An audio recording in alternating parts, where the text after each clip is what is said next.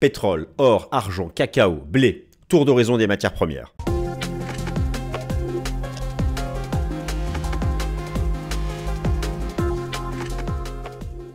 Chers amis, bienvenue à la nouvelle édition du Fast and Forex. Je suis ravi de vous retrouver. Nous allons parler matières premières pour des raisons techniques et fondamentales. Ce sont des matières premières qui me semblent intéressantes. Le pétrole, cette semaine, la mise à jour des rapports mensuels de l'OPEP et de l'IEA, alors que le prix du pétrole corrige depuis le milieu du mois d'avril, alors que s'affaisse la prime de risque géopolitique, point technique et fondamental. L'or et l'argent qui ont réalisé des breakouts haussiers ces dernières semaines, pour quelles raisons fondamentales, comment cela est possible, alors que les taux d'intérêt en Occident restent très élevés. Et vous allez voir le rôle des banques centrales qui se confirme, le rôle des ETF chinois sur le gold, où en sont les signaux de l'analyse technique sur l'or et l'argent, point complet. Le cacao, je vous avais averti il y a quelques semaines, attention, dégonflement de la bulle spéculative, elle est dégonflée, c'est standard sur le plan technique. Fin du cycle haussier, quels sont les objectifs correctifs? Le blé, rebond du blé pour des raisons climatiques et techniques depuis quelques semaines, jusqu'où cela peut-il aller? Chers amis, on attaque tour d'horizon des matières premières. Tour d'horizon des matières premières, blé, pétrole, argent, cacao. Eh bien, c'est parti mon kiki, toujours pareil, avec un angle technique, avec un angle fondamental. J'espère que cela vous plaît, n'hésitez pas à me dire dans les commentaires si vous aimez que j'associe chaque semaine ces éléments-là. En cette semaine où tous les regards sont braqués vers la mise à jour de l'inflation US, je vous propose de passer en revue sur les plans techniques et fondamentaux 5 matières premières intéressantes en bourse. Le prix du pétrole, l'or, l'argent, jusqu'à quel prix le blé peut rebondir, cacao, la bulle spéculative se dégonfle enfin. Prix du pétrole, les réunions de l'OPEP+, et de l'IEA seront cruciales cette semaine. Alors, le prix du pétrole qui corrige depuis le milieu du mois d'avril. Le prix du pétrole qui a interrompu une tendance haussière qui avait lieu ici depuis janvier dernier et qui, dans sa phase finale, a largement été permis par ce qu'on appelle la prime de risque géopolitique. Si vous voulez, au niveau du prix du pétrole, comme j'ai déjà expliqué à plusieurs reprises, les fondamentaux s'équilibrent. Attendez. La prime de risque géopolitique, l'Ukraine, le Proche-Orient, ok, très bien, la mer Rouge, et en plus de ça, les réductions de production de pétrole par les pays de l'OPEP. Alors, j'en parle parce que justement, nous avons vu cette semaine qu'il y a des dissensions. L'OPEP ne peut plus cacher. Vous avez d'un côté la Russie et l'Arabie Saoudite, et en face, vous avez l'Irak, qui est le deuxième producteur de l'OPEP, et les 12 autres pays, qui, eux, commencent à ne plus vouloir faire des réductions de production, parce que la quantité baisse, ça leur fait moins de chiffre d'affaires. Donc, ça a été très intéressant. Et malgré ça, malgré tout ça, le prix du pétrole ne s'est pas envolé à 100 $. C'est bien parce qu'il y a d'autres contraintes. Il y a des contraintes sur la demande. Je vais vous remontrer pour les États-Unis et la Chine, et puis les États-Unis qui produisent énormément. Donc, tout ça est très important. Et moi, j'ai toujours un scénario technique, ici, d'une phase de transition latérale, vague B, structure en ABC. Bon, j'y viens dans un instant sur la partie technique. Alors, le prix du pétrole corrige donc en bourse depuis le milieu du mois d'avril, alors que la prime de risque géopolitique fait moins sentir ses effets. Naturellement, attention, l'incertitude autour du conflit en Ukraine et au Proche-Orient peut réactiver cette prime de risque géopolitique à tout moment. Nous avons déjà vu à plusieurs reprises que les facteurs fondamentaux de l'offre et de la demande se neutralisent pour forger un prix d'équilibre autour des 80 $. Ce prix des 80 $, qui est le niveau que jugent minimum acceptable les membres de l'OPEP. Et au final, c'est une phase de transition latérale qui se construit depuis 2 ans. Alors, s'agit-il d'une vague B qui prend la forme d'un triangle symétrique ou sommes-nous toujours dans une structure en zigzag? Bon, la réponse, ce sont les deux hypothèses techniques qui sont sur la table, sur lesquelles je vais revenir dans un instant. Mais d'abord, la réunion de l'OPEP+, qu'est-ce que ça a montré en fait cette réunion de l'OPEP? C'est qu'il y a des dissensions. Il y a des dissensions entre, eh bien, vous avez sous les yeux le tableau qui vous remonte les 12 membres de l'OPEP. Alors, l'OPEP qui est à 26 millions de barils jour, la production mondiale c'est 100 millions de barils jour, voilà, donc 26 millions, l'OPEP c'est 26% de la production mondiale de pétrole. L'Arabie Saoudite, elle joue le jeu. Et l'Arabie Saoudite, elle est prête à réduire encore davantage sa production. Mais voilà, le deuxième pays producteur, l'Irak, ils ont joué le jeu aussi. Sauf que là, ils disent non, attendez, nous, on veut pas passer sous 4 millions de barils jour. On en a marre de réduire trimestre après trimestre notre production de pétrole.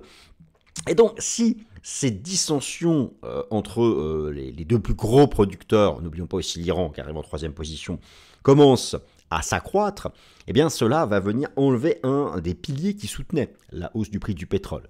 Oui, il reste, c'est important, la prime de risque géopolitique.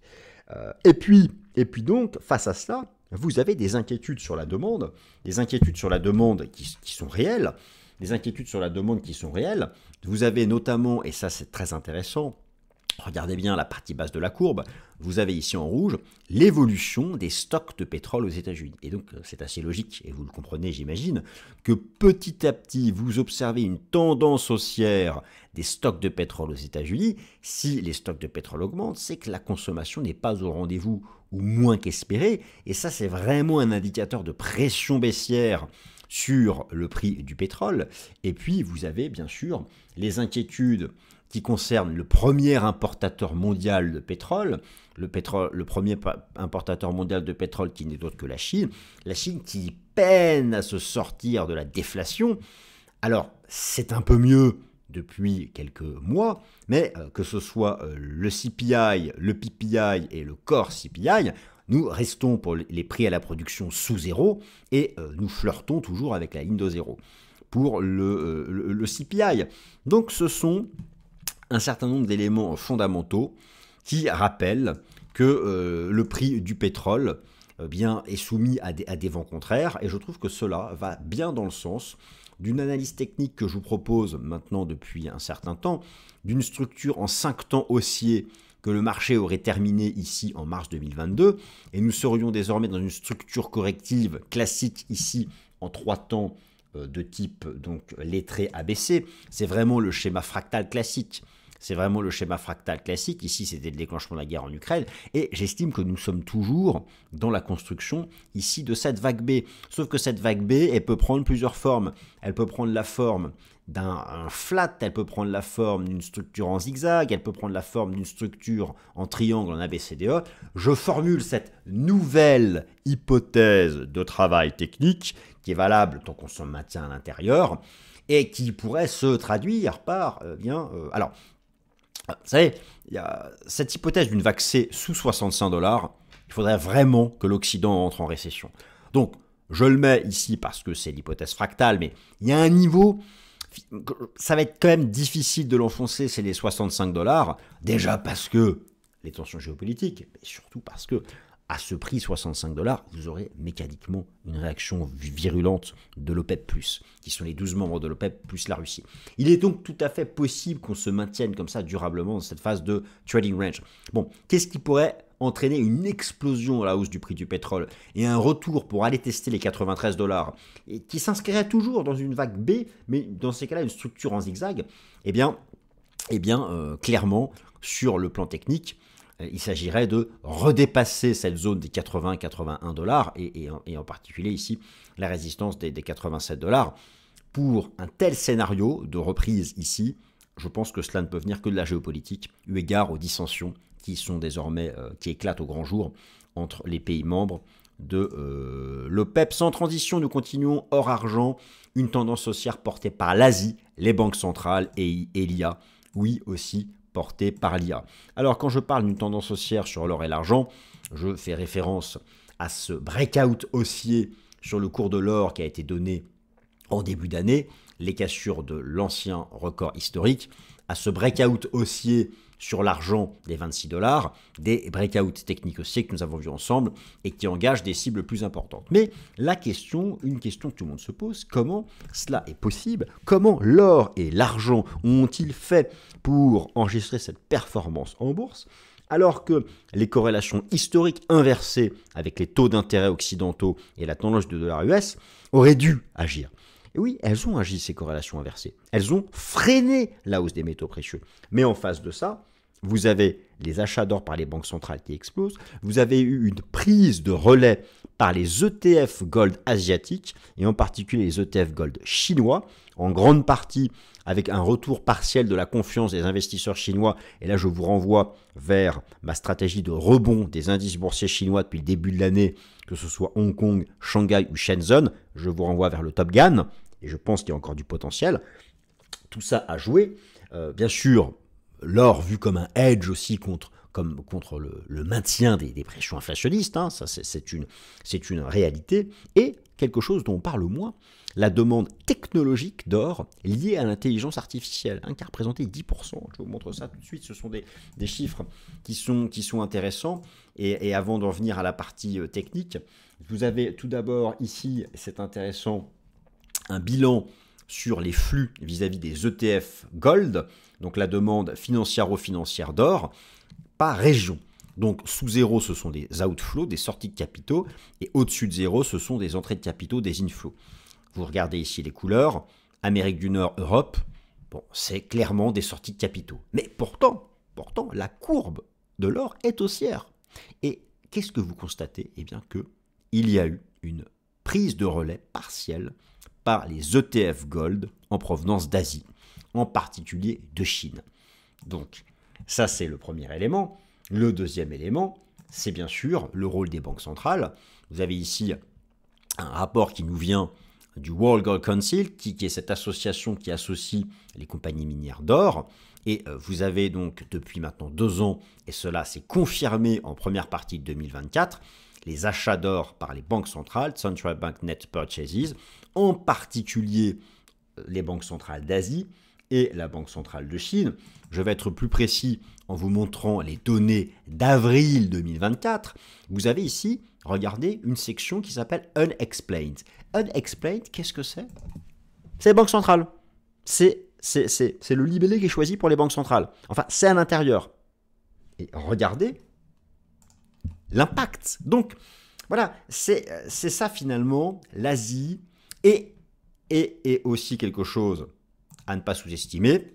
Ici, en vert, c'est quand même moins important que les banques centrales, mais la demande d'or liée à la demande technologique, industrielle technologique, la demande en or dans le secteur de la technologie a augmenté de 10% d'une année sur l'autre grâce à l'essor de l'intelligence artificielle qui a stimulé la demande dans le secteur de l'électronique. À vous ajouter à cela le rôle historique et actuel joué par l'or pour se couvrir contre l'inflation, et donc vous obtenez vous avez la justification, vous avez le socle fondamental de cette tendance haussière technique. Alors maintenant, sur le plan technique, pour le cours de l'or, nous sommes toujours pour la partie long terme dans ce que j'estime être la grande vague 5, très bien. Donc vous avez le RSI mensuel qui rentre en zone de surachat, je pense qu'on ira jusque-là d'ici la fin de l'année. Nous sommes donc dans cette grande vague 5. Cette grande vague 5, nous en sommes actuellement dans la 3 de la grande 5. Je vous rappelle donc le cycle héliotiste complet, mais que je vais vous remontrer comme ça.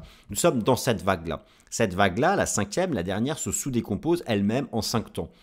En 5 temps, nous sommes actuellement en train de construire la vague 3, à l'intérieur duquel nous sommes là dans la 4 de la 3. Moi, je vous rappelle mes objectifs de cours, ici pour la fin de l'année, la zone des 2500 $ sur le cours de l'or. Sauf que là, nous sommes actuellement dans la 4 de la 3. Alors attention à court terme, la 4 de la 3, ça pourrait être ici une structure classique. Cela pourrait être une structure classique en zigzag, ici, avant de reprendre la tendance haussière.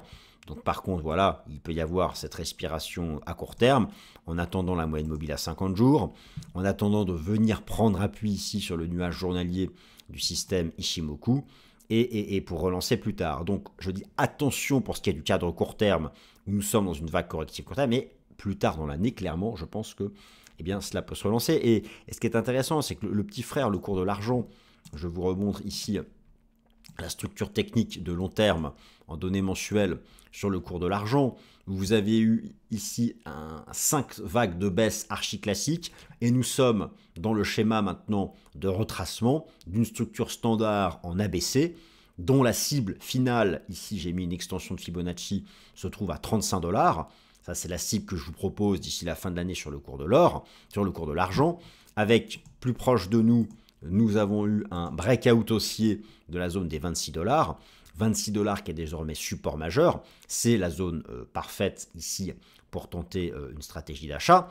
Et maintenant, pour rejoindre les 35 $, il faut être capable de briquer les 29,86, 30 $. Mais voilà, la tendance est haussière au-dessus des 26 $.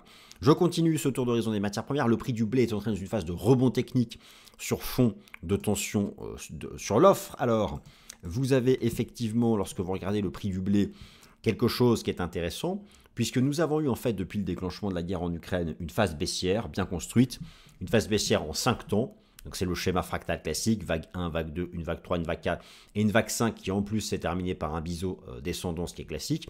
Nous sommes maintenant en train, donc déjà ce sont des supports long terme, des supports long terme qui sont venus agir. Vous aviez donc cette structure en wedge, une belle divergence haussière. Nous en sortons par le haut. Nous sommes maintenant dans une structure en 3 temps, A, B, C. Et il est possible que le marché... Alors, lorsqu'on sort par le haut d'une structure comme ça en biseau ascendant, on vise la base. Donc ça, c'est plus ou moins l'objectif technique qu'on peut avoir ici sur le blé. Alors, attention, dans l'immédiat, je relève que potentiellement cette vague A serait déjà terminée. On teste le haut du nuage. Il est possible qu'on revienne maintenant chercher ici la partie basse avant derrière de développer davantage cette reprise. En tout cas, d'un point de vue technique, effectivement, il y a eu ici un signal technique de fin ici de cycle baissier, ce qui donc peut se traduire par un rebond court terme de l'inflation alimentaire, mais voilà, nous sommes quand même encore ici dans une zone basse. Alors, ces signaux techniques de rebond du blé s'appuient essentiellement sur des conditions météorologiques qui sont défavorables dans certaines grosses zones productrices. Donc, alors le blé c'est coté un peu partout, sur les différents marchés à terme. Je vous ai mis plein d'informations à gauche qui sont en fait les signaux techniques aussi qui ont été donnés ces dernières semaines sur différents marchés à terme, en grande partie parce qu'il y a une contrainte d'offres et des récoltes décevantes en Russie et en Ukraine. Je vous ai remis ici la production de blé en 2023 en millions de tonnes et le classement des différents pays sur le blé. Ça joue en fait sur l'inflation alimentaire. Bien sûr que ça peut se trader ici via les contrats à terme. Mais encore une fois, je pense que c'est une phase qui vient corriger ici un grand cycle baissier. Et dans mon scénario, je ne vois pas le cours du blé dépasser cette zone. Il est possible qu'on y retourne comme ça en 3 temps et qu'ensuite on s'installe durablement ici dans une phase latérale. En tout cas, voilà, ce sont ici les considérations techniques. Et je termine, cacao, la bulle spéculative se dégonfle. Alors ça, souvenez-vous-en, je vous ai proposé un Fast and Forex il y a un mois en expliquant que nous étions dans un schéma classique de bulle spéculative, de surachat. Oui, cela s'appuie sur les contraintes d'offres des principaux pays producteurs de cacao. Ok, très bien, mais il y a une dimension financière qui avait complètement exagéré le prix, à la hausse le prix du cacao. Et vous allez voir, techniquement parlant, ça se dégonfle. Ça se dégonfle. Alors, qu'est-ce qu'on peut envisager sur le prix du cacao? Comme ça, je vous en fais le suivi par rapport à la vidéo que je vous ai proposée. Il y a, alors, voilà, donc déjà, typiquement, voilà, ça c'était la bulle spéculative. Vous avez ici la représentation graphique à gauche en bougie japonaise hebdomadaire et à droite en bougie japonaise journalière. Vous avez l'aboutissement d'un cycle haussier de long terme en 5 vagues. Vous avez partout donc des signaux d'explosion de bulles spéculatives, par exemple le RSI hebdomadaire qui est ressorti par le bas de la zone de surachat. Vous avez un croisement ici de ligne de MACD sous sa ligne de signal. Donc la bulle spéculative, elle est terminée. Un schéma classique ici avec 5 temps de hausse et nous sommes désormais entrés dans une phase corrective ici en 3 temps. Je pense que la vague A a été faite. Nous sommes en train de construire ici la vague B et il y aura derrière un troisième temps. Donc la vague A en 5 temps. Là, nous sommes actuellement ici en train de construire la vague B. La cible, moi, si vous voulez, ce que j'envisage, c'est que le marché revienne vers sa moyenne mobile à 30 semaines, revienne vers sa moyenne mobile ici à 200 jours. Donc une structure en vague B ici que le marché peut faire en 1, 2, 3 temps. Okay, c'est tout à fait possible. Et si je prends ici les extensions de Fibo, je vais chercher le point haut, au bas de la vague A, et que je projette ici la vague B et je me mets en log, voilà, ça nous renvoie, parce que sur un horizon de temps comme ça, il faut se mettre en log, ça nous renvoie au contact ici de la moyenne mobile à 200 jours. Donc moi j'ai quand même un certain nombre d'éléments qui me font penser que nous sommes désormais dans une phase corrective. Alors, bien sûr que ici, le marché peut construire cette phase latérale entre ces deux prix, mais je pense que dans un troisième temps, on reviendra chercher cette zone basse. Donc, attention, ça, je voulais vraiment vous confirmer que la bulle spéculative sur le prix du cacao a éclaté, et que voilà, désormais il faut plus avoir pour ceux qui l'ont tradé, pas le réflexe de se précipiter sur ce marché lorsqu'il est sur support, car on a vraiment tous les signaux techniques qui montrent que l'exagération liée en fait aux produits financiers, hein, c'était même pas lié. Vous avez la base de l'envolée haussière se basait sur des phénomènes physiques, très bien, ok, liés aux principaux producteurs de cacao. Lorsqu'on parle d'éclatement d'abus spéculatifs, c'est que la baisse du prix, là, en fait, efface l'excès qui était uniquement lié au contrat à terme sur le cacao. Et ça, j'estime que la bulle spéculative, elle a explosé, mais qu'elle n'est pas dégonflée. C'était le message que je souhaitais vous faire passer. Voilà, chers amis, je voulais donc, j'espère que ça vous a plu, retraiter donc ce sujet du pétrole, de l'or, de l'argent, du blé et du cacao, et je continuerai donc chaque semaine dans le Fast and Forex à vous faire le suivi technique et fondamental de ces matières premières majeures, comme je le fais aussi sur le marché des changes. J'espère que vous avez passé un beau moment, passez une bonne semaine, merci pour un petit like si vous m'en mettez un, merci quand même si vous en mettez pas, et à très vite, salut.